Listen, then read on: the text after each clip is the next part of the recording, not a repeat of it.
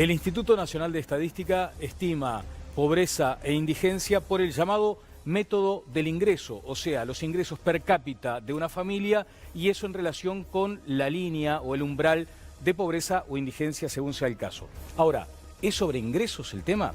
Claramente no. Por eso no bastaría, por ejemplo, con transferir ingresos y dar por resuelto el asunto con las transferencias monetarias.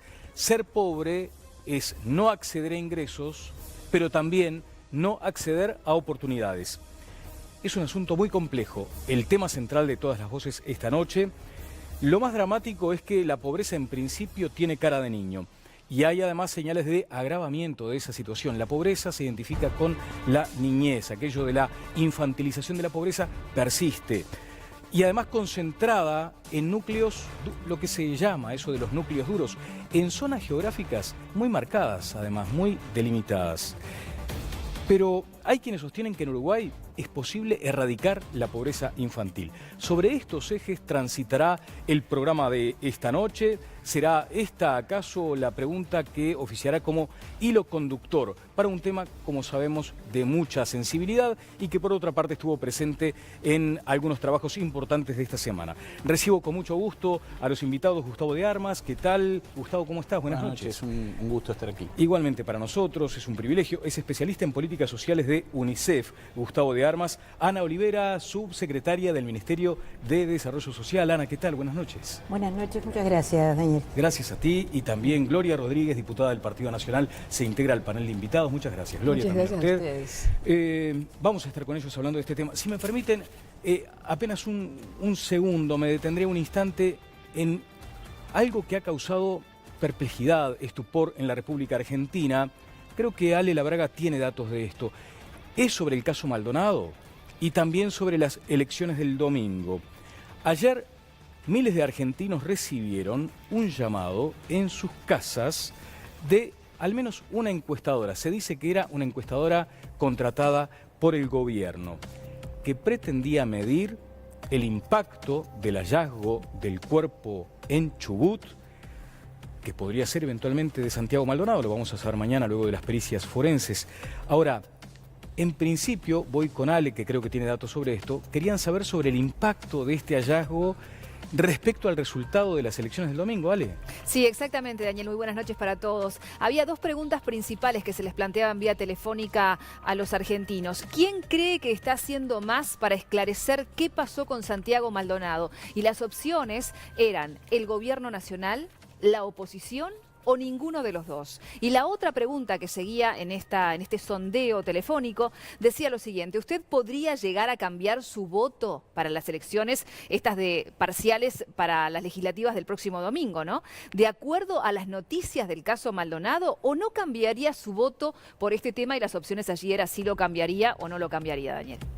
Bueno, alguien me puede decir, es la política, estúpido. Y probablemente haya algo de eso, ¿no? Bueno, hay mecanismos que permiten medirlo todo, y si alguien entiende que esto debe ser medido, lo hará. Pero me gustaría algunos comentarios del panel antes de ingresar al tema de fondo. Miguel Mansi, ¿qué tal? Buenas noches, ¿cómo le va? ¿Cómo le va? ¿Bien? Bien. ¿Usted haría una encuesta de esta naturaleza estando en un lado u otro del mostrador ante un caso tan terrible como el de Santiago Maldonado? No, en principio no, ni tampoco lo recomendaría desde el punto de vista profesional, porque falta muy poco tiempo para la elección y al mismo tiempo un caso de tal impacto emocional como este tiene fluctuaciones violentas en pocas horas. Mañana se va a saber si en la autopsia si es el cuerpo de este muchacho o si no lo es, eso va a provocar otras reacciones. De modo que creo que no lo juzgo desde el punto de vista moral el episodio, sino desde el punto de vista profesional. Yo no haría esa encuesta. En términos políticos, ¿qué espera del domingo en Argentina? Aparentemente es un empate técnico por ahora en lo que importa, en lo que todos estamos pendientes, que es si Cristina Kirchner alcanza la senaturía o no. Pero nuestros hermanos entrañables, hermanos argentinos, son tan excesivos, son tan sanguíneos que se puede esperar cualquier cosa. El análisis riguroso nos da un empate técnico en la previa y resultado incierto entonces para el domingo. Exacto, sí, eso es lo que más o menos se trasciende. Ya Ale les estuvo comentando sobre la situación de esta encuesta. Mónica, ¿algunos comentarios? Sí. Buenas noches primero. Buenas noches, ¿cómo están a todos? Sí, nuestros hermanos argentinos, a quienes adoro, no son especialistas precisamente en bajar la pelota al piso, ¿no? Entonces, me parece que la aparición de este cuerpo, sea o no de Maldonado, todo indica que sí, ni va a ayudar al clima, pero creo que sí va a incidir. Ajá. Que los ánimos están muy, muy sensibles y muy caldeados, y una cosa tan dramática lamentablemente va a incidir en el resultado de la votación. Bueno, a la luz de tantos acontecimientos, por ejemplo, el más impactante de los últimos tiempos, que es el caso Nisman, hay un tema institucional delicadísimo. La familia no se separa del cuerpo que encontraron en Chubut. No lo dejan un segundo, con lo que significa, imagínense, pónganse en el lugar de esa familia, porque no hay confianza en el Estado, institucionalmente. Óscar. Sí, lo primero que no debiéramos perder capacidad de reacción es no instrumentalizar la tragedia, ¿no? Tenemos una tragedia que es un desaparecido en democracia. La tragedia. Lo planteas en esos términos, un desaparecido. Claro, claramente la circunstancia de Santiago Maldonado, desde el origen, la denuncia de todos quienes estaban con él es que la gendarmería se lo lleva, o sea, hay un papel del Estado en la desaparición, lo que hace todo más duro. Hubo cuestiones que no son opinión, o sea, se prohibió en las escuelas, por ejemplo, lanzar la campaña en la búsqueda de Santiago Maldonado y a los maestros mencionarlos. Además, se abrió un teléfono para denunciar a los maestros que se sumaran a la campaña de la búsqueda de un desaparecido. Lo que ubica un papel del Estado, no precisamente a favor de encontrar a Santiago Maldonado. Eso por encima de cualquier cálculo electoral. Ahora, que aparte de eso, pero además que aparte de eso se haga una encuesta, yo no sé quién hizo la encuesta, habría que confirmar, que se haga una encuesta implica una pérdida de humanidad brutal, ¿no? Porque ¿qué es ser humano? Lo primero que es ser humano es ponerse en el lugar del otro. Ante una circunstancia de esta, lo primero que uno hace es ponerse en el lugar del otro. No puede ser la política que en medio de una tragedia, ¿no? Ubique la circunstancia de la tragedia para ver la mascada chica. Bueno, el ¿no? comentario de Bebe Bonafini tampoco ayudó, ¿no? Cuando dijo, ahora hay que votar a Cristina, esto nos hace entender que tenemos que votar a Cristina. Eso tampoco ayuda. Tampoco ayudó. Ajá. ¿Qué decía usted, Miguel, de más espacio? Pero no justifica claro, hoy vi un estupendo editorial de su colega Gerardo Sotero en El País, hablando de que hay que tomar las cosas con ponderación, no se puede ideologizar todo, ni aprovechar de toda circunstancia para arrimar agua para el molino propio. Por supuesto que es dramático y nadie puede pretender el monopolio de la sensibilidad, ni frente a una muerte, ni frente a circunstancias sociales como las que vamos a abordar dentro de un rato. Es un mal punto de partida para razonar. No podemos avanzar en el diálogo así si quienes opinan, si quienes hacen una encuesta son unas canallas amorales. Son gente que está trabajando, ¿vio? De repente están afiliados al PIT-CNT o al ZUNCA, están haciendo encuestas. Alguien les encarga, tipos hacen su trabajo. Entonces, no podemos partir de tachas morales cuando se están haciendo otras montañas. No nos podemos olvidar tampoco que desaparecidos en democracia hay en Uruguay. Desaparecidos en democracia hay en Uruguay en cantidades centenarias. Centenarias. Ahí va una ONG, un grupo de gente. Estuvimos tratando el tema. No sé cuántas decenas no tiene nada que ver con el papel del Estado en la desaparición. No sabemos qué tiene que ver. No sabemos lo que tiene que ver. Porque lo que hay son acusaciones a la gendarmería. Sí, claro. Por eso digo, no podemos adelantarnos y arrimar agua para nuestro molino en cualquier circunstancia. Hay acusaciones, hay una investigación en curso. Yo no estoy acá para defender al gobierno de Macri ni a la gendarmería argentina, que me importan tres pitos. Estoy diciendo ponderación, porque si no lo que nos espera es un feo debate en lo que queda del programa. Muy bien. Me habla de ponderación Miguel Mansi y yo me espanto. Ahora, lo que digo es, yo sí quiero arrimar agua a molino de derechos humanos. Y tenemos una circunstancia sobre los derechos humanos en Latinoamérica que es terrible, terrible. Yo le pasé el otro día a Miguel en un debate que tuvimos de este tipo, el informe del Observatorio de la Universidad Autónoma de Honduras, con 21.000 muertos en 7 años, estudiantes. En los últimos 7 años, 21.000 asesinados en Honduras, la circunstancia de los 9 campesinos decapitados en Brasil hace 3 meses, la situación de los asesinatos en Colombia. Lo que digo es, la situación en Latinoamérica con respecto a los derechos humanos es de pánico. En general tuvimos un debate acá muy focalizado sobre los derechos humanos, no general. Esta situación donde la familia del desaparecido denuncia al Estado de tener responsabilidad... ¿Sabe qué me hace acordar, Mansi? Cuando en el 89 usted era diputado, cuando asesinaron a Guillermo Machado en una comisaría, obrero de la construcción. No sé si se acuerda, después terminó impactando hasta en el Ministerio del Interior, ¿no? Y se negaba, y la misma argumentación que había acá. Vaya a saber si la golpiza fue tal golpiza hasta que lo tuvimos que enterrar en la MIDU. ante esas cosas, cuando la argumentación que se coloca ante una situación de ese tipo es la fundamentación de intentar justificar lo injustificable, vamos por mal camino. Está mal la utilización política. ¿Justificando lo qué? Está mal la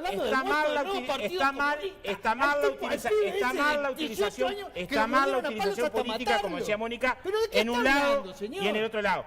Ahora, no tiene nada que ver, no tiene nada que ver. En un campamento. Tranquilícese. Nuevo Partido Comunista. Tranquilícese, no tenemos nada que ver con eso. No tiene nada que ver. ¿Quién trabaja? No. Ni está en el Frente Amplio. No tiene nada que ver. Usted lo sabe, Mansi. Nadie lo sabe más que usted. La audiencia no nadie sabe, lo sabe más que Bien, usted. hay algunos apuntes, Ale, por favor. Algunos apuntes. Gracias. Ale. Otro tema que tiene que ver con esto y cómo permea, ¿no?, en la actividad política también. Hace algunas horas en un programa periodístico para hablar de las elecciones de renovación parcial del Parlamento argentino estaba Lilita Carrió y estaban hablando acerca, bueno, del hallazgo de este cuerpo allí en la provincia de Chubut, en el río, de cómo podía haber aparecido ahí, si se habían realizado rastrillajes, etcétera. Había un experto que estaba hablando de las condiciones del agua, etcétera. Y en un momento, cuando están hablando del tema de la temperatura del agua, yo vi toda la entrevista, cortaron después para tomar las declaraciones de Lilita Carrió donde habla acerca del tema, dice, sí, como Walt Disney, dijo, ¿no? Y ese corte de la nota que está dando vuelta por todas las redes sociales, ella en realidad antes había estado, no la estoy defendiendo ni mucho menos, ¿no? Pero he estado hablando del tema del deshielo y de lo que es la temperatura del agua en esa época, ¿no? Pero a lo que voy es, cómo esto, por ejemplo, hizo que Lilita Carrió levantara todas las entrevistas que tenía en esta etapa de campaña por esa declaración y por los palos que recibió absolutamente de todas partes y de periodistas y de gente a través de las redes sociales, justamente por esa frase, ¿no? Sí. O sea, el tema Santiago Maldonado está instalado y permea absolutamente a toda la sociedad argentina. Bueno, sí, muy bien. Un apunte cortito, sí, ese problema de la vida en 140 caracteres. Como le gusta decir a mi amigo Oscar Andrade, sería bueno poder profundizar en estas cosas. Claro. Pero la vida en 140 caracteres se presta a múltiples equívocos de toda naturaleza. Entre otros, a que esta mujer seguramente se equivocó, pero que la prendieron fuego por los 140 caracteres. Muy breve. Yo no tengo nada contra quien trabaja para una encuestadora. Digo quien ordena una encuesta en esta circunstancia política. Me parece muy miserable esa actitud. Hay ideología en todo. Creo que se mencionó el tema de la ideologización en absolutamente todos los temas. Lo cierto es que vamos a abarcar un asunto y yo ahí me pregunto cuánto de ideología hay en el abordaje del tema de la pobreza, porque ahí va el péndulo, ¿no? De derecha a izquierda, de izquierda a derecha, donde algunos se atribuyen más sensibilidad que otros, en fin, eso también estará presente. Ahora vamos a este primer informe. En Uruguay la pobreza tiene cara de niño. Existen en Uruguay 330.000 personas que viven debajo de la línea de pobreza, de los que 160.000 son niños y adolescentes. O dicho de otra manera, 9 de cada 10 pobres en Uruguay son niños, adolescentes o adultos que viven con ellos. Una investigación de UNICEF afirma que diseñar políticas que apunten a erradicar la pobreza infantil determinarían la eliminación de la pobreza monetaria en nuestro país. UNICEF también afirma que Uruguay es un caso extremo en la región cuando se compara el impacto de la pobreza en los niños frente a la registrada entre los adultos. Además, se trata de una pobreza concentrada a nivel territorial. Las 2/3 partes de los niños con necesidades insatisfechas viven en Montevideo y Canelones. Otro factor determinante es la educación. La mitad de los adultos en hogares pobres con menores de 14 años a cargo tiene como máximo educación primaria terminada. Con estos niveles de pobreza infantil, ¿el futuro del Uruguay está hipotecado? Bueno, una pregunta interesante en el cierre del informe, no sé si hipotecado, pero sí severamente comprometido, seguramente en los próximos años. Gustavo de Armas, puede hablarse de un modelo uruguayo también para el abordaje de este tema, entonces, de un caso uruguayo. Sí, el caso uruguayo, como se señala en el informe y está muy bien recogido en esta presentación, es un caso muy particular por ese alto nivel de concentración de la pobreza en los niños y en los adultos que viven con ellos.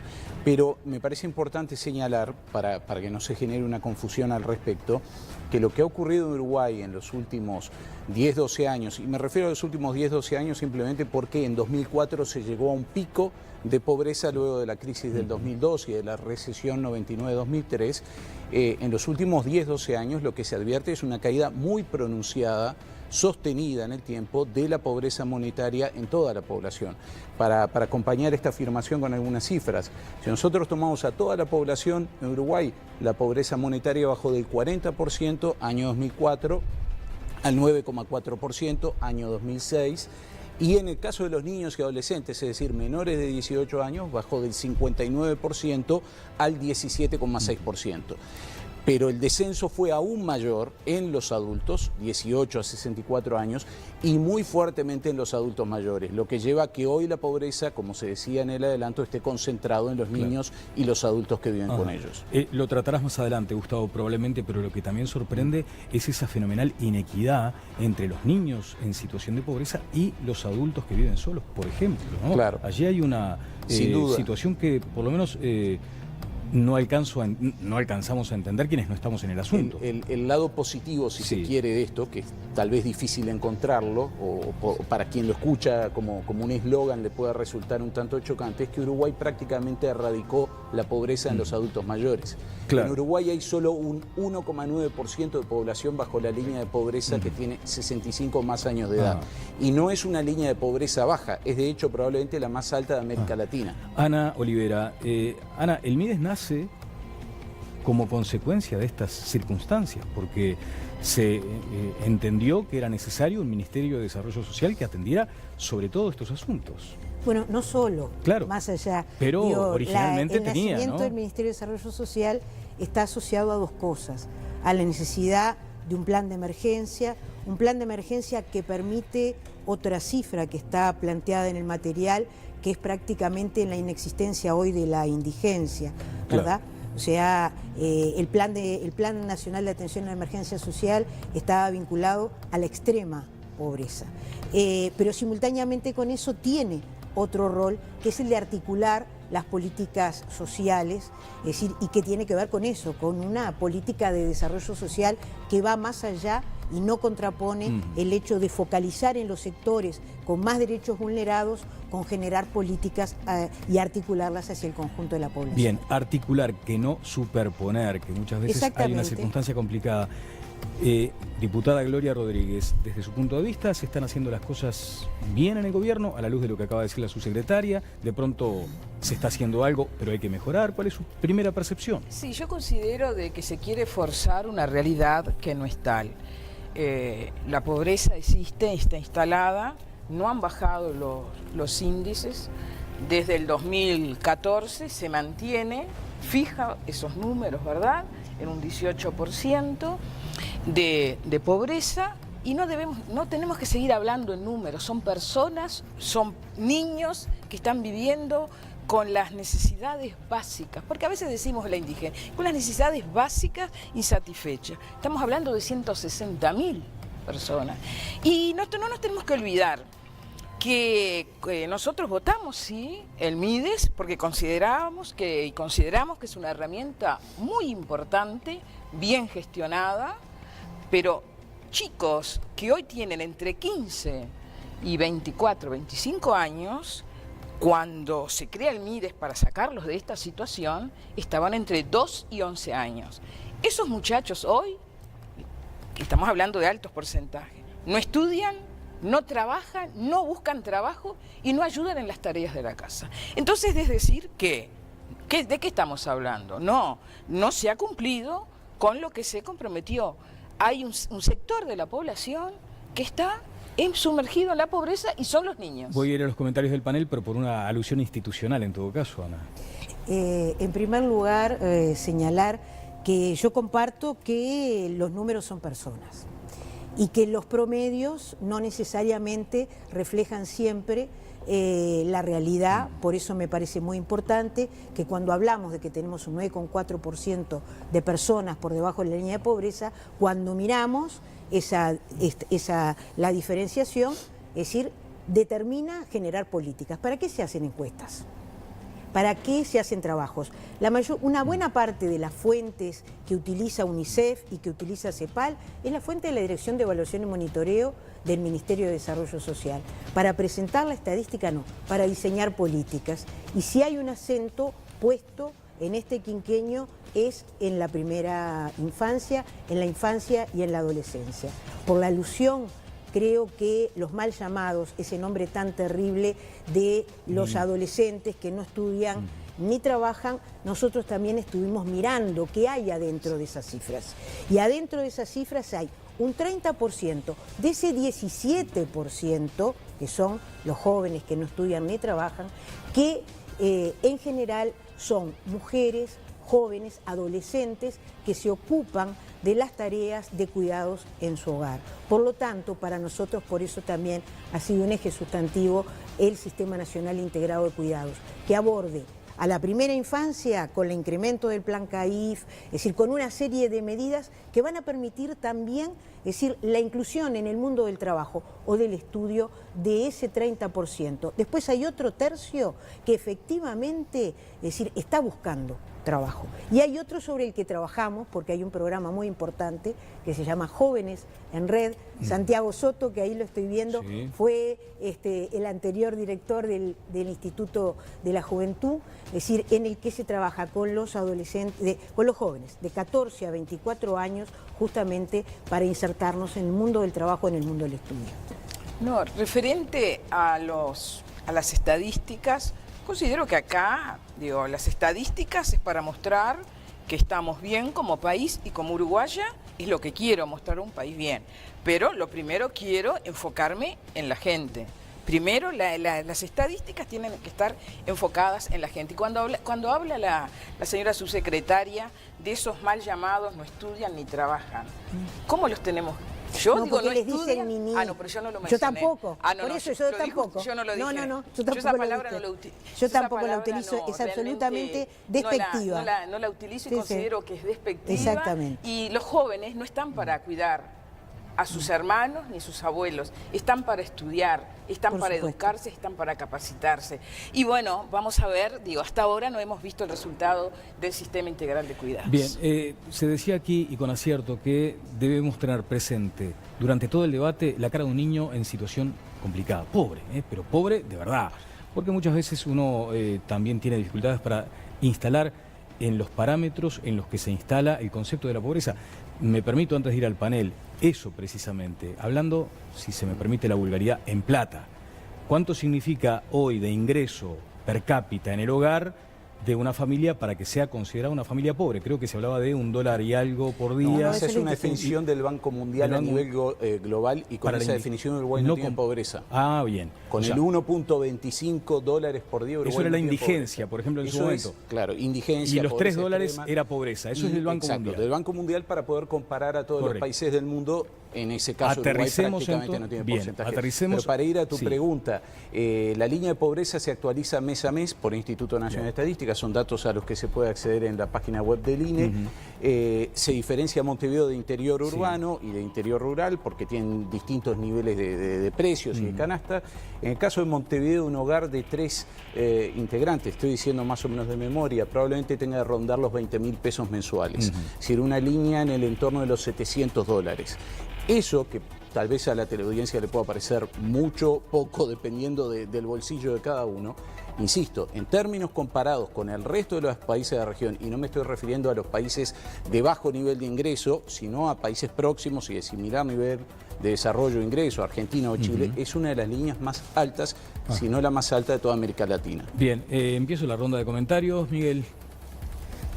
Cuando estaba preparando la comparecencia en el programa y veía el tema, me acordé de la parábola de los ciegos y el elefante, ¿se acuerdan? Famosa, que está incorporada en muchas tradiciones espirituales y filosóficas, ¿no? Que hay 1000 versiones de ella, pero la más sencilla es que llega un elefante al reino, nunca había vivido un elefante en el reino, entonces el rey manda a sus 3 sabios más notables a que fueran a ver qué era ese animal y que vinieran y le contaran. Los 3 sabios eran ciegos.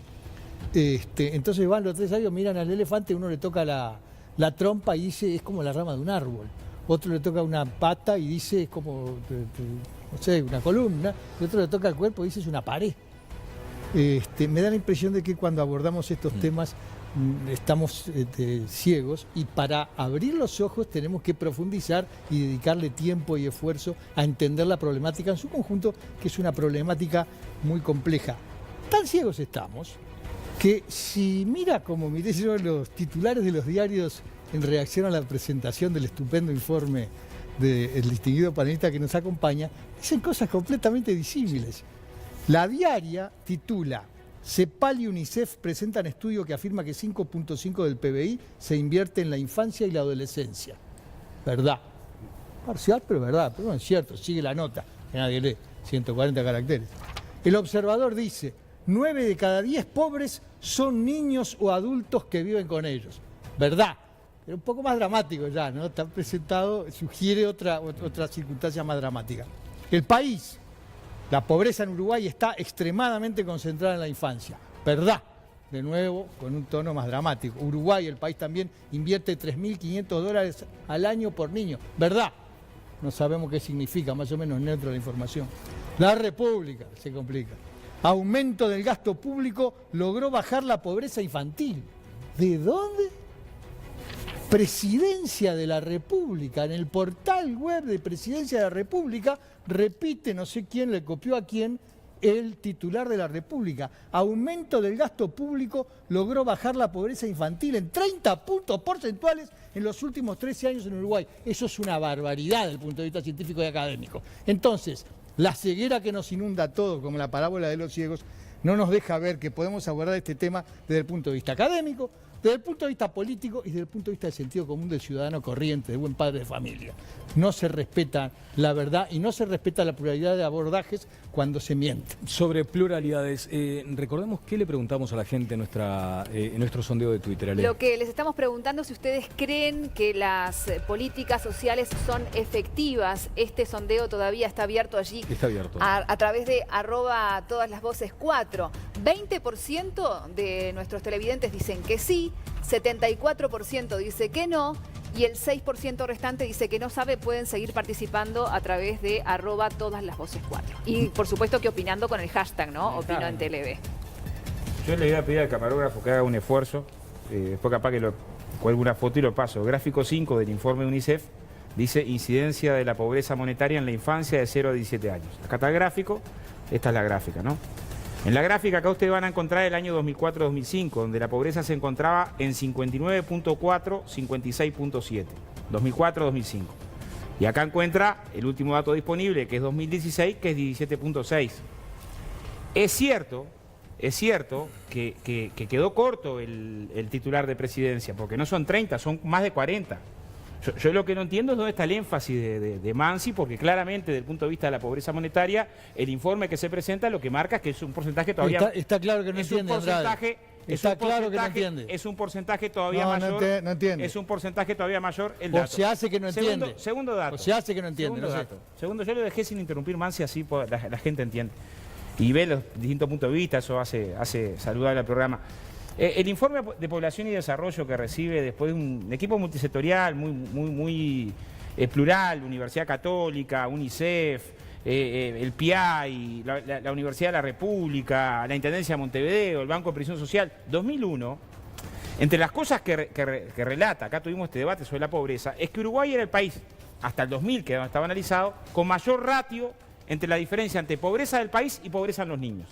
O sea, acá estamos abordando un tema estructural. Claro, podemos agarrar partes del tema. Una parte del tema podría decir, bueno, de cada 10 personas mayores que eran pobres, 9 dejaron de ser pobres, ¿no? Y esa es una verdad grande como una casa, ¿no? De cada 10 personas mayores que eran pobres, 9 dejaron de ser. Otra verdad grande como una casa pobreza es... monetaria, Andrade. Usted no leyó el informe. No leyó el informe. Teníamos 150.000 indigentes en el Uruguay en el 2004. 150.000 indigentes en la línea de la indigencia, y hoy la indigencia está por debajo de un dígito. Bueno, en 0,5, ¿no? Puedo agarrar partes del informe. ¿Quiere decir que no hay que tomar medidas para combatir la pobreza? ¿Cómo no? Si tenemos una segregación territorial brutal, el capital educativo sigue estando concentrado, tenemos para la inclusión nos falta muchísimo. Ahora, flaco favor hacemos para avanzar en todo lo que nos falta, que es muchísimo. Por ejemplo, se hablaba de incorporación al sistema educativo. Datos, Mansi, no opiniones. 130.000 gurises en la infancia, hay 185.000 ahora. Bien. Quería hacer un aporte para ver si cambiamos un poco la perspectiva. Me parece que la pobreza infantil en Uruguay tiene cara de mujer. Tú estabas hablando de qué cara, vamos a verle las caras, y Ana también decía, vamos a ver las caras de las personas. Bueno, esa cara tiene cara de mujer.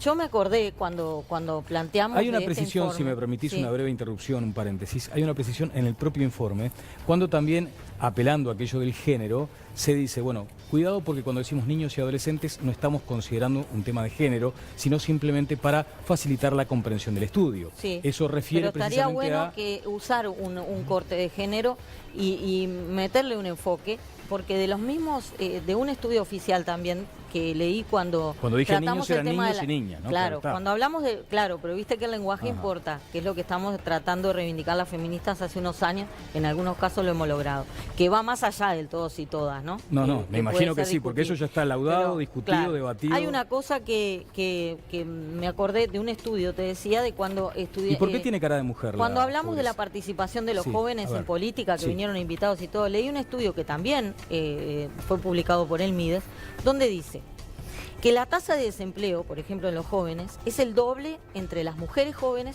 que entre los hombres jóvenes. Entre los jóvenes que son niní, vamos a llamarles así para que se entienda bien, que hay más o menos unos 136.000, 99.000 son mujeres, casi el 70%. Y dentro de esas 99.000, casi el 80% tiene por lo menos un hijo. Y la tasa de desempleo de esas mujeres va aumentando a medida que van teniendo más hijos. O sea, en un país donde se necesita gente, si vos sos pobre y tenés hijos, pero además vas teniendo más hijos, la perspectiva es que vayas a ser Eso es más lo que decíamos pobre. al comienzo, la infantilización de la pobreza. Ahora, la Claro, mirada pero estamos está hablando enfocada en los niños en este caso, que es lo que más preocupa, ¿no? Por en supuesto, realidad, los esa es niños la son productos del hogar y cuando Exacto, hablamos de los exacto. adultos Ujú. con los que viven, una inmensísima mayoría de los pobres son hogares con solo Bien, una mujer. venga una que segunda fue hogar. ronda. Antes un apunte, por favor, Justo Ale. tenía anotado acá y Mónica, bueno, se adelantó y está buenísimo. Quiero reforzar este tema de la feminización de la pobreza, preguntándole específicamente a Ana, para comentarle a la gente, ¿qué se está haciendo respecto al tema del embarazo juvenil? Porque ahí tenemos un foco muy importante, ¿no? Porque esos chicos que por lo general además nacen en esos hogares, a veces ya sea en nivel de indigencia o de pobreza en alto grado, ¿cuál es el futuro que tiene? Estamos hablando de esos niños, pero antes, la prevención, porque estamos en el 2017 con información a nivel sexual, con métodos anticonceptivos por doquier en forma gratuita. ¿Qué pasa? Voy a contestar esa pregunta puntualmente, pero me gustaría también mirarla de un punto de vista más general. En primer lugar, justamente hace muy poco tiempo se hizo la presentación del trabajo que estamos haciendo juntos, ACE, Ministerio de Salud Pública y Mujeres Mides, INJU, en relación al tema del embarazo adolescente no planificado. Y desde ese lugar, justamente, es decir, cómo se trabaja en el territorio, porque cuando hablamos por eso yo insistía mucho en hablar de la gente, estos programas, como yo hablaba de Jóvenes en Red, no trabajan desde una oficina, o sea, trabajan en el territorio con esos jóvenes, o trabaja Uruguay Crece Contigo, con esos niños de 0 a 3 años, y en general la madre, en muchos casos, mujer, joven, adolescente, en la casa, en el hogar. Y bueno, este es uno de los temas que más preocupación tiene y es uno de los temas que está mencionado en el documento, en el plan de primera infancia, infancia y adolescencia 2016-2020 como uno de los ejes. Nosotros al mirar, como todos acá dijimos que no hay un único tema, que no son solo los ingresos, nosotros tenemos que mirar de esas niñas, de esos niños, de esos hogares donde están esas niñas y esos niños, porque son hogares pobres, donde están esas niñas y esos niños, cómo el conjunto de temas es abordado. Eso es la educación, eso La es salud. la salud, Ajá. es decir, eso es el tema de la vivienda. Ese niño va al CAIF, pero si en su casa tiene piso de tierra, va a tener parasitosis y por lo tanto no va a concurrir al CAIF. Todo ese abordaje, es decir, en el que participó mucha gente en la elaboración de este plan, pero con un acompañamiento, con un seguimiento de cada una de las sectorialidades, cada una de las sectoriales, es decir, de la salud, de la educación, de INAU, de cada uno de los organismos competentes. Sí, Daniel, un punto que me interesaría remarcar para evitar que caigamos en el peor, me parece, de los riesgos, y es alentar algo así como una puja intergeneracional por el bienestar. ¿Qué quiero decir con esto? que en Uruguay haya esa brecha tan grande entre el porcentaje de pobreza de los niños y el porcentaje de pobreza en los adultos mayores, insisto, se explica porque el porcentaje de pobreza en adultos mayores es muy bajo. ¿Y por qué es muy bajo? Hay algo que tal vez el panel desconozca, es un dato poco conocido. En Uruguay, en 1986, el 32% de los adultos mayores eran pobres. En el 94 bajó al 4%. Eso es efecto de la reforma constitucional del año 89, que es también efecto, digamos, de la capacidad de movilización de los colectivos. A partir de allí, salvo la crisis del 2002, el nivel de pobreza en los adultos mayores ha sido muy bajo en Uruguay, porque hay un sistema de previsión social potente que es centenario, que no es una creación de hace 5 años, es un sistema de seguridad social que se fue construyendo y fortificando a lo largo de todo el siglo XX y que de luego tuvo un empuje muy fuerte en los últimos años en un contexto de crecimiento económico. Entonces, miremos esto como una oportunidad. Si en Uruguay tenemos que el 90% de esos 330.000 uruguayos que aparecían en la placa forman parte de hogares donde hay niños, es decir, la mitad son niños, 48% de esos 330.000, 42% restantes son los adultos que viven con esos niños. Si Uruguay lograra erradicar la pobreza monetaria entre los niños, y eso no es una medida mágica, no estamos diciendo que sea algo simple ni un eslogan naif. Si Uruguay lograra erradicar la pobreza infantil, estaría erradicando la pobreza. Ahora, eso implica, además de ingreso, trabajar sobre infraestructura, revertir los fenómenos de segregación residencial que el país arrastra hace 30 o 40 años y fundamentalmente pensando en la sustentabilidad a lo largo del tiempo de una reducción monetaria de la pobreza, capital humano, eso es educación de los más pequeños, pero también de los adultos que están a cargo de esos pequeños, de los jóvenes que son sus padres. Diputada. Sí, a mí realmente me preocupa cómo se está planteando el tema de pobreza, ¿verdad? Que realmente, digo, estamos hablando algo todo sumamente teórico y ahora cuando Andrade dice que no, que al contrario, que han bajado los niveles de pobreza. No quiero entrar en polémica porque Andrade es un hombre que defiende con mucho énfasis, con mucha pasión, hoy una cosa y mañana defiende otra posición, ¿verdad? Pero no podemos decir que bajó la pobreza de los niños. Y cuando hablamos de adolescentes, no nos podemos olvidar de las madres adolescentes. Acá estamos hablando del niño, del pequeño y de la mamá. Tenemos un alto porcentaje de madres adolescentes. Era cuando escuchaba hablar sobre que bajó la pobreza en el adulto mayor, a mí realmente, digo, me sorprende cuando todos sabemos perfectamente la situación que están viviendo los adultos mayores de nuestro país. Y no hay una coordinación. Cuando hablábamos de BPS, MIDE, salud pública, nadie se hace responsable de los viejos. Y la prueba la tenemos en los hogares de ancianos. Las situaciones que hemos vivido, personas que han muerto quemadas en los hogares de ancianos y nadie se ha hecho responsable. Nosotros hemos hecho pedidos de informes y unos me dicen una cosa, otros otra. Lo que pasó en el departamento de Cerro Largo. Nadie sabía qué iban a hacer con los viejos. Y hoy están en manos de la misma persona que fue denunciada por malos tratos. Entonces, no podemos entrar en esto. Esto es algo serio. La pobreza es un tema muy serio. Los ancianos es un tema muy serio, los viejos también. Bien. Ahora, si vamos a ideologizar como Andrade lo quiere hacer y decir que está todo bien, yo creo que está no bien. estamos hablando en serio. Vamos por una alusión a Andrade, pero antes, si me permitís, Oscar, si me permitís un minuto nada más, porque negaba sistemáticamente Ana Olivera lo que decía la diputada. Luego voy a ir contigo, claro. Vinculado con dos cosas. Primero, yo comparto lo que Gustavo decía, que nosotros no podemos contraponer a los niños con los adultos mayores. En segundo lugar, hay otra cosa que no nos merecemos hacer como sociedad. Hoy ustedes estaban hablando todos de la situación en Argentina. Si hay algo que nunca ha sucedido en este país, y espero que siga sin suceder, a lo largo de todos los gobiernos, es que nunca nadie cuestionó al Instituto Nacional de Estadísticas. Por lo tanto, las cifras que aquí se presentan son las cifras de ese instituto y además de eso, es decir, como de Armas señalaba, nuestro país es mucho más exigente en cuanto a cómo mide la pobreza y la indigencia que el resto del continente. ¿Esto es ser autocomplaciente? Para nada, para nada. Si hay un pobre, no podemos ser autocomplacientes. Si tenemos esos niños, no podemos ser autocomplacientes. Entonces, son dos cosas distintas. A ver cuánto descendió cómo ese descenso fue realmente muy importante y cómo estamos en lo que el documento llama la pobreza estructural, que es mucho más difícil de abordar, y por eso yo hacía mención a todas las medidas, no es solo lo monetario, es decir, no es para decir que está bien. Bueno, vamos a hablar de las bien. transferencias monetarias, que es un asunto que siempre está en el debate. Ahora, simplemente un paréntesis, Ana. Es efectivamente así, todos tenemos mucha confianza en el Instituto de Estadística, sobre todo cuando miramos para el costado y vemos en Argentina las circunstancias que han atravesado, no hay dos opiniones sobre eso.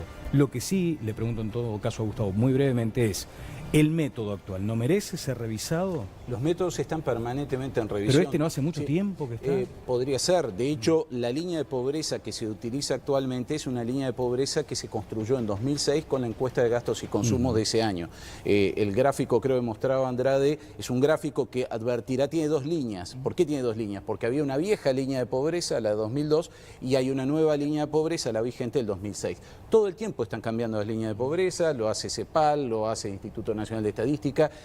La pobreza, yo entiendo, es algo tangible, es algo doloroso, pero en términos científicos no es algo tan sencillo de medir. Se puede medir por ingresos, se puede medir por necesidades básicas insatisfechas. En los países desarrollados se mide como desigualdad de ingresos. El INE mide por ingresos. El INE mide por ingresos y es una línea de pobreza absoluta en función de lo que se supone debería, como mínimo, consumir un hogar. Pero eso siempre es debatible. Óscar. Sí, yo estoy en una semana que tengo mala suerte con los representantes del Partido Nacional. Tuvimos el martes a un senador que se entiende facultado para cuestionar acuerdos laborales, y ahora Gloria que ubica una situación que dice, yo opino cosas diferentes sobre esto. Tendría que fundamentarlo eso. Es decir, en qué momento opiné, en qué momento, déjame terminar, Gloria, porque me parece que es una parte mínima de tener respeto. ¿En qué momento opiné diferente? ¿En qué momento opiné que la pobreza creció en el Uruguay? Si yo en algún momento encontrás que opiné que la pobreza creció en el Uruguay, bueno, estaría cometiendo ahora un error al decir que bajó. En todos lados siempre dije que bajó la pobreza en estos 11 años. Ahora, incoherencia es otra cosa. Yo estoy de acuerdo con lo que decía Mónica, ¿no? O sea, la inclusión se juega en todas las canchas. Tanto se juega en todas las canchas que nosotros dedicamos todo el primer periodo de gobierno a trabajar sobre un proyecto de ley que diera salida a eso que plantea Mónica. Trabajo para las mujeres jefas de hogar que tienen gurises pobres, ¿no? Entonces trabajamos hasta que se elaboró la ley y se aprobó la ley. Capaz que la conocés vos, que estás vinculada al tema, 18.516. ¿Qué establece la ley en el artículo 8? Que en la obra pública, no en toda la construcción, en la obra pública hay que reservar un cupo para las mujeres que provienen de los planes de trabajo transitorio con hijos del MIDES. En todas las categorías no, al menos en las categorías no calificadas. Ni un solo voto del Partido Nacional para esa ley en diputado. Ni un solo voto del Partido Nacional en el Senado para salir en diputado y ni un solo voto del Partido Colorado. Entonces, se hace una campaña de que no quieren trabajar, ¿no? Y cuando generás un componente que vincula la atención a la emergencia social con el trabajo, lo votan en contra. Eso lo tendrías que explicar. ¿Cómo no? Digo, Claro. yo siempre he votado cuando... No, tu partido, digo, que no votó. Bueno, no, pero yo voy a hablar, porque el Andrade le encanta mirar para atrás. Vamos a mirar 2009, para adelante. 2009, ¿por qué no votaron? Bueno, vamos a hablar de la situación de ahora. Pero no Ustedes son podés gobierno explicar por ahora. qué no votaron eso, ¿no? Preguntale Está a los que no difícil. votaron. Bueno, pero No, venís a yo representar un partido. Está difícil represento para explicar el por qué no votaron, ¿no? No, represento Miguel, un cuando le partido. pregunté, dice, no tenía nada que ver con el Partido Colorado en ese momento. No, pero vamos, por favor, vamos a hablar. Ustedes son gobierno, no podés vivir hablando eternamente del pasado. Te estoy haciendo Hablen una del pregunta presente. de por qué no votaron eso. Bueno, yo no era legisladora. Bueno. En ese momento no era legisladora y tenés que invitar a los que no votaron. Pero vamos al punto central cuando decís que yo no tengo argumentos. No, Claro lo que que tengo digo que argumentos. es una norma para generar trabajo, ¿no? decir A las mujeres jefas de hogar. que se generan trabajos. Cuando ustedes presentaron un proyecto de ley que yo lo voté para incluir a las personas con discapacidad en la órbita privada, que tú hiciste eso Y seguimos muy bien, haciendo campaña. con camisetas, que yo lo voté y estoy totalmente de acuerdo, porque nadie me va a decir lo que es trabajar con discapacidad. Tal es así que Pero pobreza y discapacidad- se olvidaron que hay una ley en la cual hay que incluir a las personas con discapacidad en los organismos públicos. No me Y podés ustedes decir son eso, Gloria. gobierno y no los incluyen. No me podés decir eso, Gloria. Ustedes Permitime son ahí, gobierno y permitime no ahí. lo No me incluyen. podés decir eso. Mirá, ¿Podemos meter una al reto? sí, capaz que podés meter una, pero no me podés decir No, eso. pero No me pero podés no, decir pero eso. ¿cómo No me no? podés decir eso. Pero Mira, la ¿cómo primera no? norma, te puedo decir todas las normas sobre Pero no, discapacidad. ¿y La por qué primera, no los toman? la primera es el artículo ¿Por qué 611 no los toman? de la rendición de cuentas del 73. La segunda, ¿Por qué no los la toman? 16.094, somos los primeros en reclamar con respecto a la falla Pero del no Estado. los toman, son gobiernos, Ahora, son gobiernos. los primeros en reclamar, Ahora, los primeros en reclamar también sabiendo que en los 5 años, 2000-2005, entraron 24 personas con discapacidad. Que no se Los dé primeros el en diálogo. reclamar. Son No me gobiernos. podés decir que no conozco esa Evitemos Son el diálogo. gobierno y No no me los puede incluyen. decir que Evitemos no, el diálogo. no me puede decir que no, Miguel, no conozco esa Miguel norma. No los Mansi, incluyen. Es bien difícil. En todos lados es bien reclamamos. Miguel, por No favor, los Oscar. incluyen. Es bien difícil mantener el eje y tratar de darle racionalidad a la discusión en un tema tan amplio y tan complejo como el que estamos abordando. Andrade no entiende o se hace que no entiende algunas cosas. Yo no sé si tuvo chance, tiempo porque este informe fue presentado hace escasas horas. No sé si tuvo chance de leer todo el informe y de reflexionar a su propósito. Cuando yo dije que Presidencia de la República emite un titular mentiroso en su página web, estoy diciendo que no tiene ningún respaldo en ninguno de los dos informes que se presentaron hace 48 horas atrás. Ninguno de los informes dice que el aumento del gasto público logró bajar la pobreza infantil en 30 puntos porcentuales en los últimos 13 años de vida. Yo no digo que no bajó no puedo ser tan necio porque está sostenido por evidencia empírica dura. Hay prueba dura de que bajó la pobreza monetaria en tantos o cuantos puntos. Lo que digo es que en ningún lado está probado que el aumento del gasto público logró ese efecto. Y digo que corresponde distinguir, como naturalmente lo puede hacer mucho mejor Gustavo de Armas que yo soy apenas un lector de la academia, él es un académico. Hay que distinguir entre la pobreza monetaria, que sufrió una reducción dramática, y la pobreza estructural o multidimensional, que tiene en cuenta otras muchas circunstancias, además del ingreso de las familias. En esa pobreza multidimensional, el desempeño de Uruguay, lamentablemente, no fue el mismo que en la pobreza monetaria. Entonces, el amigo Andrade, que se llena la boca con lo que le hicieron desde el 2002 o el 2004, plena crisis, una crisis gigantesca, histórica, la crisis más severa que atravesó la República en su vida, después tenemos cifras para respaldar estos dichos, no dice que 12 años después de gobierno nacional y 27 años después de gobierno montevideano, resulta que, si los gráficos son buenos para una cosa, son buenos para otra, como dice en la página 43, el mismo informe que citó Andrade, en el año 2004 había 175.000 personas viviendo en asentamientos. En el año 2011, último dato disponible que toma este informe, hay 165.000 personas. Pero ¿cómo así, maestro?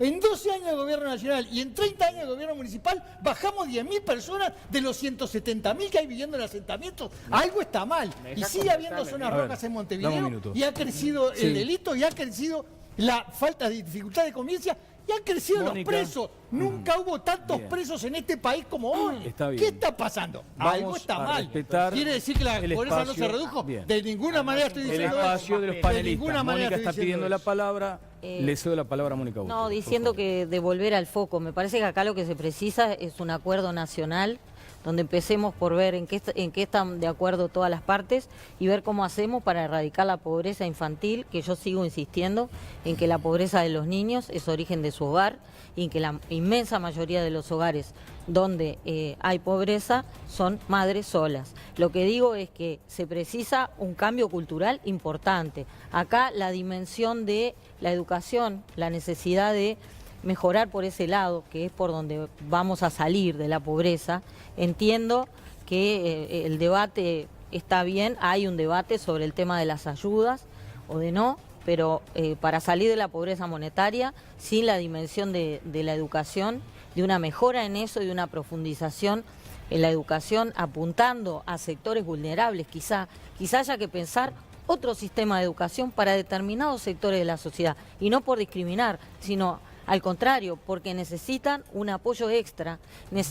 Hay hogares donde están necesitando ciertos hábitos, hasta de higiene o de convivencia, o por lo que decía Ana, de los pisos de tierra, aprender. Hay un montón de cuestiones culturales en las que se puede trabajar y tenemos un sistema educativo que es igual para todos, porque partía de la base de una inmensísima porcentaje de clase media en el país, que hoy no es la situación. Y ahí, si queremos volver a esa situación de unificación social, tenemos que quizá dar un apoyo extra en ese sentido. Y el cambio cultural por el otro lado, por el hecho de, en el sector social donde más está consolidado el tema de los roles.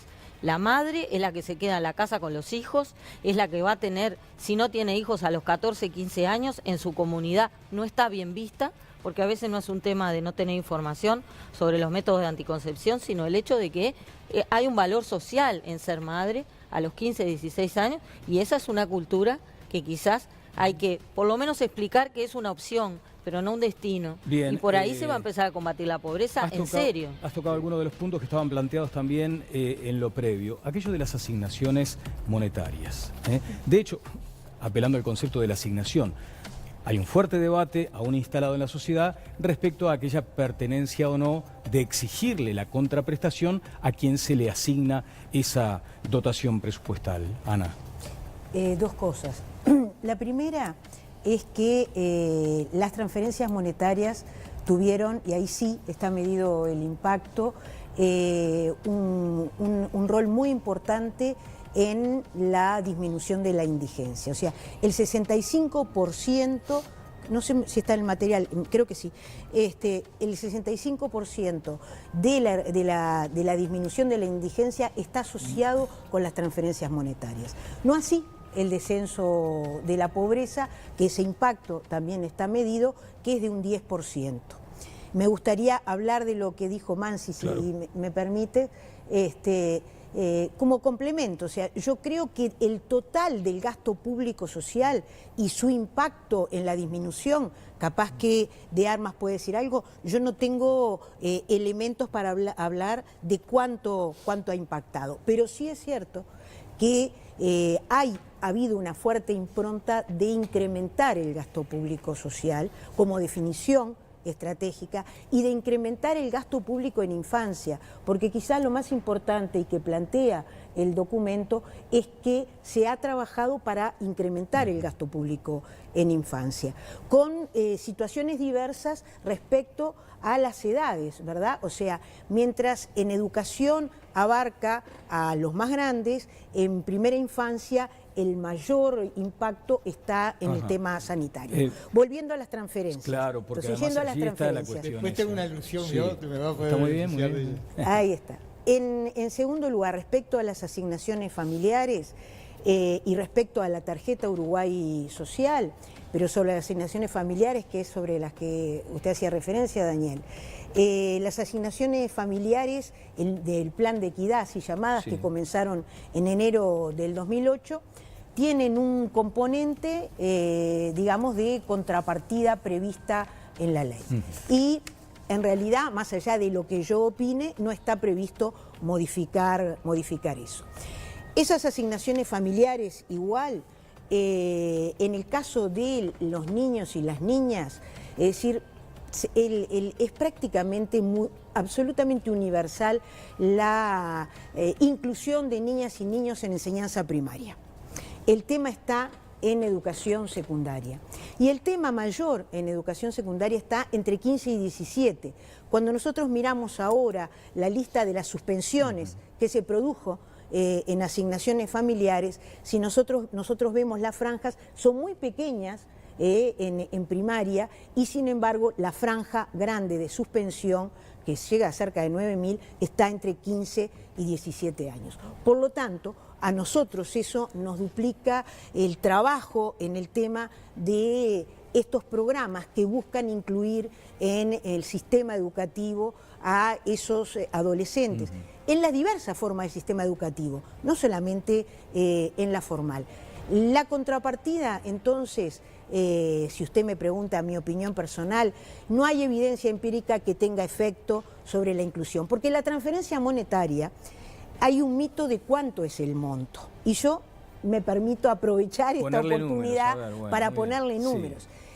Si yo pienso que la asignación familiar del Plan de Equidad para un hogar con 4 niños está en 3.800 pesos, es decir, ¿no? O sea, no es el elemento para que ese hogar viva de esa asignación familiar como muchos plantean. Para que se descanse en ese colchón. Para que se descanse en ese colchón. Ni para que se descanse en 2.500, capaz que cobra junto con la tarjeta Uruguay Social. O sea, ¿qué hogar, no, aunque sea un adulto, no 2 adultos, con 4 niños, vive con esa cifra? Me voy a beneficiar de la alusión. Lo hice por gusto, Mansi. Gracias, le agradezco. Me voy a tener presente para la próxima.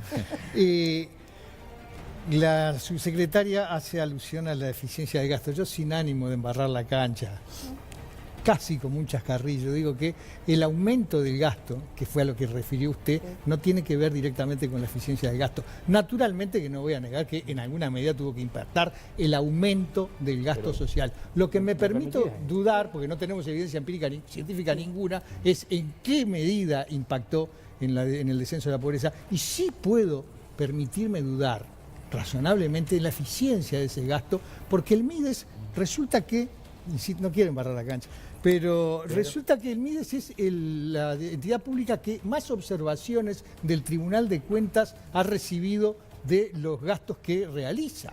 El MIDES es aquel instituto público cuya ministra dijo que había contratado al amigobio de su hija. Se casaron, no sé si se casaron o no se casaron. El MIDES es aquel instituto cuya ministra está hoy siendo investigada en un expediente que está abierto en la justicia del crimen organizado por mal manejo de los fondos. Entonces, tengo que admitir naturalmente que algún impacto tiene que haber en el gasto, en el crecimiento del gasto social. Ajá. No sabemos cuánto es y sí puedo dudar seriamente de la eficiencia de ese gasto social. Bueno, una devolución de gentileza. Y no quieren barrar la cancha, Mansi. Digo, de verdad, entrar en ese clima no es la discusión sobre la pobreza. Primero que nada. En segundo lugar, la ministra de Desarrollo Social, una maestra dedicada a su trabajo, no merece este tipo de comentarios. Pero además de todo eso, la denuncia penal está referida a los gastos en los boletos que se utilizan para el programa Jóvenes en Red. Es eso lo que dice la denuncia penal. Y efectivamente recibieron una observación del Tribunal de Cuentas y hoy el Tribunal de Cuentas, si los cambiamos de rubro, está dispuesto a no observar más un gasto que tiene que ver con las actividades que el programa desarrolla en todo el país con esos jóvenes. Entonces, realmente llegar a la conclusión de que se despilfarra, de que se gasta, ¿en qué se gasta el dinero el Ministerio de Desarrollo Social? Gloria presidió la comisión, esa larguísima comisión de 9 horas, ¿no? La interpelación. La interpelación. No, pero cuando fuimos a la comisión, era Berta que estaba en la comisión, bueno, no importa. ¿Sobre el tema? Sobre el tema de en qué gasta la plata del Ministerio de Desarrollo Social. Sí, estábamos. Y en realidad, es decir, nosotros pudimos dar cuenta peso sobre peso en qué gastamos. ¿Algunos apuntes de Gustavo, luego Oscar Andrade? No, en realidad quería volver a un tema, digamos, más de fondo, creo, que tiene que ver con tu pregunta, el rol de las transferencias. Voy a tratar de aportar, creo que lo que se puede aportar desde la evidencia empírica o el análisis, que es también la comparación con el mundo, porque muchas veces en estos debates en Uruguay damos debates muy domésticos, debates muy de Uruguay como un país excepcional y sin comparar con el mundo. Algo que probablemente poca gente sepa es que en los países más desarrollados, que tienen esos bajísimos niveles de pobreza monetaria, es producto de impuestos y de transferencias. También está estudiado y demostrado. Hay un estudio, recuerdo, hace unos cuantos años de UNICEF, del Centro Innocenti de Florencia, sobre la pobreza infantil en los países ricos. Los 4 países con menor nivel de pobreza monetaria relativa, que es básicamente desigualdad del mundo, son escandinavos. Dinamarca, Suecia, Noruega y Finlandia. En esos países la pobreza infantil varía del 2 al 4%. Pero si no hubiese impuestos y transferencias monetarias, que básicamente están concentrados en los hogares de los 2 deciles de menores ingresos, la pobreza sería del 20%. Para poner esto en cifras bien concretas, en España, por ejemplo, en Suecia, en Reino Unido, lo que las familias reciben del mercado, las familias más pobres, el 10%, por salario, cuentapropistas, etcétera, en algunos casos es duplicado y en algunos casos es triplicado por las transferencias que luego reciben del Estado. Y eso, yo nunca he escuchado a nadie hablar de Europa como asistencialismo. No, son los estados de bienestar más maduros, más robustos los que hacen esto. Y lo hacen por una razón muy simple, porque así se forman las capacidades de las personas, protegen a las personas en una etapa que es clave, que es 0 a 3 años y el resto de la infancia. Es una inversión económica. Para ir a aquello del capital humano que tú mencionabas hoy, para ir a eso directamente. Gloria. Sí. No, que las transferencias económicas no son políticas sociales, es evidente. Y que el gasto... Las transferencias económicas No son políticas no son sociales. políticas sociales. ¿Qué No son? son políticas Salvo sociales. para toda la literatura sobre políticas sociales que afirman no que sí, son pero- políticas sociales de la forma que... Porque nosotros estábamos hablando de las transferencias en un momento puntual. ¿Verdad? En un momento puntual. Llevamos 13 años de gobierno. Continuamos con las mismas transferencias y continuamos aumentando el presupuesto. Porque sí, ha bajado la pobreza, porque aumentamos el presupuesto. Pero yo voy a hablar algo. Acá lo que hay es una mala gestión. Acá lo que hay es una mala gestión, porque con los gastos, con el dinero que ha recibido el MIDES, quienes tienen que recibir esos aportes tienen que vivir muy bien. Y voy a un ejemplo. Para el programa Infancia, lo dijo la señora ministra, 300 millones de pesos, ¿verdad? Y ella dijo que fueron para 4.700 familias, 63.000 pesos más o menos. ¿Ese dinero en qué se fue? En burocracia, en coches oficiales, en pasajes, en seguros. Tengo acá los datos para Andrade, tengo acá los datos. Nosotros realizamos un pedido de informes. ¿Por qué se brindan viáticos, pasajes a privados? Hice un pedido de informes, estoy esperando, la señora ministra generalmente nos contesta, todos, pero con pruebas, estoy hablando con pruebas sobre los temas. Los CAIF, donde hacía mención la señora subsecretaria, una herramienta formidable. Los CAIF es una herramienta bien gestionada, formidable.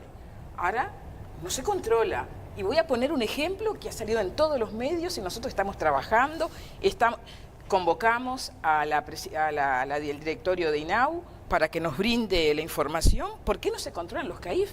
Tenemos una situación gravísima de un CAIF en Punta de Rieles, que les cortaron la luz. Los chicos no tenían para comer porque no les llegaba el dinero. Me comuniqué con la coordinadora de los centros CAIF para decirle la situación. Y esta institución, esta ONG, tiene 20 programas a nivel país. Todos lo sabemos, 20 programas a nivel país. Y se fue con todo el dinero. Resulta que ahora tienen que volver a entregar ese dinero para poder darle de comer a los gurises. Hay una mala gestión. Aquí no se está controlando. Son buenas herramientas mal gestionadas. Me pide la palabra la señora subsecretaria. No voy a hablar sobre la buena y la mala gestión, voy a hablar de las transferencias monetarias vinculadas con la reducción de pobreza. Pero en realidad con algo más. El plan de equidad, que es el que sucedió al plan de emergencia, porque el plan de emergencia desde el año 2007 no existe más, el plan de equidad trató de generar una serie de herramientas justamente para ampliar el sistema de protección social. Esa serie de herramientas tienen que ver con algún aspecto que De Armas señaló, vinculado con la flexibilización del sistema jubilatorio. Ustedes saben que en esos años fue que se redujo de 35 a 30 años de trabajo para jubilarse, que se generó la asistencia a la vejez, que atiende a cerca de 3.300 adultos mayores que no tienen condiciones para jubilarse hoy, ¿no? Que atendió el tema de la jubilación por edad avanzada y la modificó, que modificó el sistema del seguro de desempleo para los mayores de 50 años y que generó la asignación familiar llamada del Plan de Equidad con una perspectiva futura que estamos tratando de comenzar a discutir, ¿verdad? Vinculada con la unificación del sistema de transferencias, porque sí, las transferencias son parte de políticas que está demostrado en el resto del mundo que tienen un efecto para generar no solamente un sistema robusto de protección social, y a mí me gustaría en algún momento poder hablar de un tema central para nosotros de aquí al futuro, que es cómo cortamos el círculo de reproducción de la pobreza. Bueno, perfecto. Oscar, ahora sí, me por agarré favor. un guiso bárbaro. Pero a ver, anotando primero lo que decía Mónica, yo creo que sí, vos tenés que tener en el sistema educativo diferencias entre los sectores de contexto crítico y los sectores que no son de contexto crítico. Pero valoremos que hoy hay 500 maestros comunitarios, que no había un maestro comunitario para atender el contexto crítico. Valoremos que está el programa Aprender, porque si no parece que todo eso no existiera, ¿no? O sea, en todo caso, digamos, eso que existe debiera tener en vez de 500 maestros, 1.500 maestros comunitarios, el doble el horario, el programa Aprender en vez de la globalidad de los 12.000, 15.000, tendría que abarcar a 40.000, pero no es que no hay medidas que van en la dirección dentro de las políticas sociales, que yo me parece que el que no leyó el informe fue Miguel, ¿no? Lo voy a mencionar para así después se mete, ¿no? El informe sí dice que uno de los componentes que contribuye a la reducción es el porcentaje de políticas sociales. Se lo voy a leer textual a Miguel, donde habla: el Estado uruguayo destina a políticas sociales entre un 20 y un 25% del PBI, según la metodología que se emplee, y se afirma en eso para después ponderar que es un Estado, el uruguayo, que tiene posibilidades de erradicar la pobreza. Otro componente que me parece, claro, si entendemos que la asignación familiar no es política social, está difícil, me permitís, ¿no? porque claro, es razonable que uno se enamore en el uso de la palabra, porque todos tenemos la necesidad de defender con argumentos, pero esto es un programa de televisión que tiene una hora para terminar. Entonces, si no racionalizamos ese aspecto, vamos a tener un problema. Me pidió la palabra Mónica brevemente, por favor, Miguel, también. Quería hacer solo un apunte quizá para volver a colocar el tema. Respecto a lo que decía de Armas sobre el tema de la situación comparada con los países escandinavos y el tema de del sur de Europa. Del sur, exacto. Y la transferencia de recursos, me parece, y el aumento de los impuestos. Me parece que también acá tenemos que plantear un cambio cultural, que es el hecho de cómo se usan esos impuestos. Si uno tiene un nivel tributario muy alto como ciudadano, pero después tiene una buena salud gratis, con la que está conforme y tiene un nivel como la privada en otros países menos desarrollados, o un nivel de educación, o una devolución donde hay una calidad, y quizá en eso no hemos hecho un énfasis cultural, en que los servicios se devuelvan, haciéndole honor al sacrificio que hace la población tributaria. Me parece que por ahí es otra cultura que también tenemos que cambiar y que puede ayudar a mejorar toda la situación, porque ahí mejora la educación, mejora la salud, y por rebote va a mejorar en los sectores más necesitados, ¿no? 3 apuntes lo más breve posible, porque además usted después nos engaña, nos dice vamos a la tanda y volvemos, no volvemos más. Ya lo estoy aprendiendo. Es que no me dejan, definitivamente.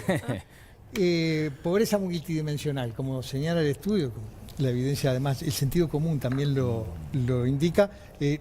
Ranquea salud, vivienda, educación, saneamiento, pero básicamente educación, donde nuestro distinguido amigo a la siniestra dice que se incorporaron más gurises al sistema educativo, pero no dice que cada vez se va más del otro lado, al final de la cadena, que es en secundaria, lo cual alimenta el mito urbano de que el problema es secundaria. No, maestro, si se van en secundaria será porque vienen mal de primaria. Es un todo desolístico esto, como se usa decir ahora. Segundo, asistencialismo versus desarrollo. Por supuesto que las transferencias incondicionadas son indispensables en momentos de crisis. Si no, la gente se muere de hambre. Después dice por ahí que anda comiendo pasto. Naturalmente que hay que hacer transferencias, pero esos son para momentos de crisis. Después vienen las políticas de desarrollo, que están asociadas a proyectos de país de mediano y largo plazo, con lo que nos viene conversando y tratando de confundir el Frente Amplio, y que terminan en planta 2 de UPM, porque el país nunca estuvo más primarizado, la tierra nunca estuvo más en poder de los extranjeros, y todo lo que decían que no iba a pasar es lo que pasó. Tercero, transferencias condicionadas también están asociadas de nuevo al desarrollo, básicamente condicionadas a salud y educación. No pedimos otra cosa, porque es la manera, como adelantaba la señora subsecretaria, de intentar quebrar el círculo de pobreza. Pero si no van al dispensario de salud y si no van a la escuela, seguimos asistiendo permanentemente y no hay desarrollo posible que se basa en la educación. Bien, muy interesantes los tweets que aparecen además en el pie de la pantalla, porque la gente también está opinando, es lo que le convocamos a que con el hashtag Opino en TLV den su posición, y habían algunas que iban en el sentido de lo que acaba de decir Miguel también. Ale. Una pregunta que tiene que ver con cosas que nos preguntamos muchas veces, ¿no? A ver, cortita, porque estamos pasadísimos. Cortito, y a ver si lo pueden responder tanto Gustavo como Ana. Propuestas para ir a fondo de futuro, de aquí en más, las cosas que se están haciendo bien, que se continúen haciendo. Hay cosas perfectibles, todos tenemos en el ámbito personal y profesional, pero ¿qué paso más se puede dar? Que les pido que sean puntuales en la respuesta, para ir a fondo con este tema de la pobreza infantil. Yo creo que hay un tema que plantea el documento que para mí es vital, y es que tenemos condiciones para lograr la erradicación de la pobreza infantil, y como decía de Armas, el hecho de plantearse eso implica tener condiciones en un plazo mediano de erradicar la pobreza, porque estamos hablando, como decíamos, que hay sectores donde la pobreza es estructural. Y por esa razón, para romper el círculo de reproducción de la pobreza, yo creo que el centrar en la primera infancia es vital. Que no es contraponer, vuelvo a decir, con los adultos mayores, porque ahí cometeríamos un error garrafal. Pero centrar en la primera infancia está vinculado con algo que aquí se señalaba de la importancia que tiene el plan CAIF, por ejemplo. ¿no? Es decir, y por eso el sistema de cuidados, es decir, aborda las dos puntas. Pero Sanguinetti lo puso Andrade. en el Sí, claro. Por una ilusión. y en la vida no es blanco y negro, ¿verdad? Andrade, sí, Entonces, Gran acierto. ese plan CAIF nosotros nos planteamos extenderlo, seguirlo extendiendo.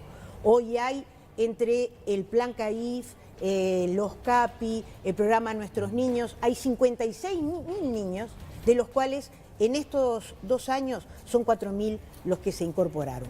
Sí, por parte de INAU, con un equipo de convenios que debería ser el seguimiento y la supervisión de los convenios, porque ese equipo existe. En segundo lugar, un programa vital, Uruguay Crece Contigo. Uruguay Crece Contigo, que trabaja con los menores de 0 a 3 años, donde se trabajan los criterios, las pautas de crianza, donde se trabaja en el hogar, donde se aborda los temas de la alimentación, de la malnutrición, y se busca ya que ese niño se incluya en el sistema educativo de eso. La universalización de 3 años. Hoy hemos llegado a metas impensables con la generación de nuevas aulas para 3 años. Eso es educación. Por último, Sí, sí, por te favor. veo la cara, Daniel, Sí, que no, está no. sufriendo. No, porque además enormemente, está muy pero, bien que destinemos nosotros este estamos- tiempo. De hecho, es un programa en un horario central que está deteniéndose en un extraordinario informe, pero también tenemos que cumplir con Termino diciendo pautas esto, elementales. y estamos analizando el tema en esto de la unificación de las transferencias, y comenzamos con un proyecto que se está desarrollando en este momento en el Pereira Rosell. En el Pereira Rosell nacen 8.000 de los 40.000 niños que nacen al año en este país, donde ya desde el momento que el niño nace, es decir, allí se trabaja. El MIDES ha montado una oficina adentro del Pereira Rosell, donde es decir, se le genera la asignación familiar, se le genera la tarjeta Uruguay Social, es decir, y se busca cuáles son los acompañamientos que tiene que tener. En un trabajo que estamos haciendo con el Banco de Previsión Social, porque sí trabajamos y mucho con el Banco de Previsión Social, para que esto se extienda a otras maternidades. Bien, me pide la palabra la diputada Rodríguez y también Gustavo. Voy a hacer una pausa y vendré con ustedes en los próximos minutos, pero quiero además considerar lo que ha hecho la producción. La gente opinó con el micrófono de todas las voces sobre un concepto. ¿Estarían dispuestos, un poco en la línea de lo que se decía? O sea, yo pago mis impuestos, pero quiero también algunas contraprestaciones elementales que me devuelvan en seguridad, en buen sistema de salud, y no tener que pagar yo la seguridad privada, la salud privada. ¿Qué opina la gente respecto a si estaría dispuesta a aportar más impuestos para que, por ejemplo, se erradicara la pobreza infantil? A ver. ¿Está dispuesto a pagar más impuestos para aumentar las políticas sociales dirigidas a niños pobres? Se destinan para eso y no se cobra impuesto, pero después va destinado a otra cosa. Si uno estuviera seguro, sí, ¿cómo no? No, le corresponde al gobierno. Por supuesto que sí, claro que sí. No. Sí. Sí. No. Sí, la verdad que sí, estaría dispuesto. Si fuera dirigido a niños pobres específicamente, sí. Y aclarando bien que sea para niños pobres. Sí, obviamente que sí. Si supiera que realmente van dirigidos a los niños pobres, sí. Mi percepción como empresario es que pagar más impuestos hoy, con la carga impositiva que hay, es imposible. O sea, los números ya no están cerrando. No importa cuál sea el objetivo de ese dinero, el destino, pagar más impuestos es inviable. Lo que sí creo que se debería hacer es redistribuir los que se están pagando para que vayan a los lugares que tengan que ir y sean más productivos. ¿Está dispuesto a pagar más impuestos para aumentar las políticas sociales dirigidas a niños pobres? Bueno, allí estaba esa pincelada de gente opinando sobre este asunto. Hay frases además interesantes, ustedes la veían acá detrás en la pantalla de todas las voces, de algunas personas que también se han referido a este asunto. Voy con algunas de ellas. Por ejemplo, el cardenal Daniel Sturla ha señalado que la pobreza infantil es una tragedia para el presente y el futuro. Santiago Soto, la pobreza en menores es un desafío que tiene el país para ir avanzando. Santiago es el 2 de la OPP hoy. Marisa Lindner, hay una importante inversión para atender a los menores de edad, vuelve sobre uno de los asuntos que fue tocado acá, y la senadora Verónica Alonso del Partido Nacional, detrás de las cifras hay niños que están esperando. Bueno, también esto se dijo en esta edición de Todas las Voces. Pausa brevísima y regresamos con el tramo final. Bueno, atención, porque antes de ir a la pausa tenemos que contarles que Paganini Rossi te ofrece un 30% de descuento en un gran colchón, con 5 años de garantía a un precio realmente increíble, un precio chiquitito. Resortes importados, línea Supreme, 2 plazas, última generación y no se dan vuelta, un precio de lista de 9.990, el precio final es de 6.990. El somier completo, precio de lista 17.130, el precio final 11.990. Y las almohadas van de regalo, así que comunicate por WhatsApp al 094-503-278.